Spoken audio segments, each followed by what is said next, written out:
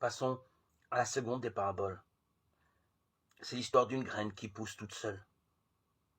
Tout commence avec un homme qui jette la semence sur la terre, Marc 4, 26.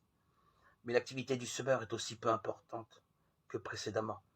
L'histoire souligne cette fois l'inaction de celui qui a jeté la semence sur la terre. Qu'il dorme et se réveille nuit et jour, la semence germe, se développe. Comment? Il ne sait pas, Marc 4, 27. Il semble que la description de la croissance de la plante évolue moins pour elle-même que pour mettre en valeur que le semeur n'a pas à s'en occuper.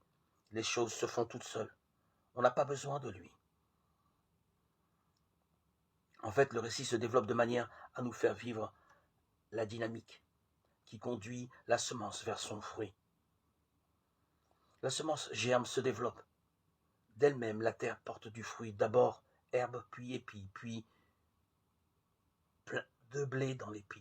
Marc 4, 27, 28.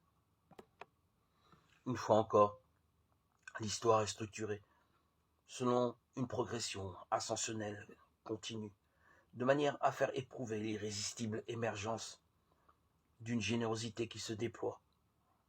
Mais comme cette seconde histoire de germination est propre à l'évangile de Marc, le choix qui la caractérise a évidemment valeur de signature pour tout le discours.